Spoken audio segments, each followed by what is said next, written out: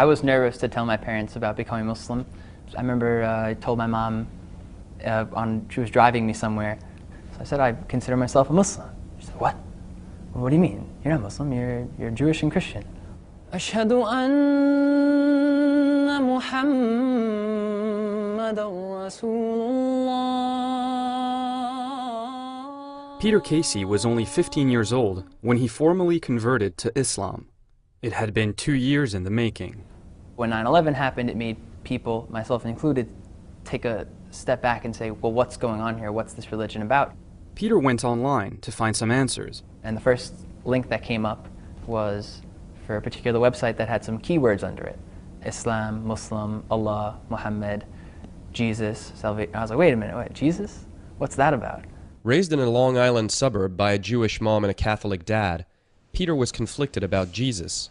Was he the son of God or a false messiah? In Islam, Jesus was neither, only a prophet. And this drew Peter's precocious intellect to the faith. Allahu Akbar, Allah. This is the Islamic Center at NYU. So we're actually in the basement of a church right now, which is pretty cool, I think. 28-year-old Imam Khalid Latif leads this one-of-a-kind community. Our community is probably 35% convert. And in a given week, we see anywhere from 1 to 5 people who are formally converting to Islam. In the country at large, there are no statistics on people like Peter, but surveys show that the number of Muslims in America is set to double in less than 20 years, matching the size of the Jewish population.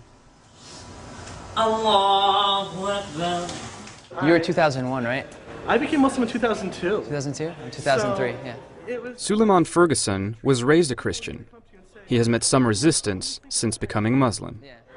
You know, one of the problems is people keep assuming Muslims are the other. Yeah. And maybe it's happened to you, but people have said to me, go back to where you came from.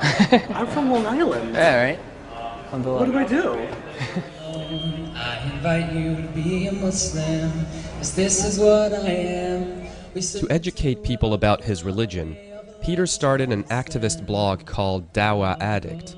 Dawah means invitation, and for Peter, it is both a religious duty and a calling. Today, Peter is in Washington Square Park to record a video for his YouTube channel. I want to see you in front of the camera giving your 3-minute super-duper invitation to Islam. That's why I've created the Islam in 3 minutes or less challenge. With over 5,000 subscribers and under 500,000 views, Dawah Addict has gained some visibility. See, these days everybody wants Burger King religion. Burger King religion? You know, have it your way. It's all about... Some people buy his t-shirts and artwork. Others have even converted after watching his videos. MashaAllah, if you just took your Shahada, you are now an official Muslim. Peter's boyish looks and suburban upbringing can be assets when reaching out to non-Muslims. I hope that I can use it to my advantage, and the way that I try to use it is to dispel stereotypes by putting myself out there as a Muslim guy named Peter with white skin and blue eyes. And by seeing me, they need to reconsider their perception of what a Muslim looks like. Peter remains realistic about his ability to change mindsets a decade after 9/11 and in a context of renewed angst about Islam in America. But all the talking in the world and all the videos and whatever it may be, none of that is going to compare to, you know, a person's character. And, you know, a Muslim is supposed to be a person with good manners and good character, who's kind and thoughtful and all these things.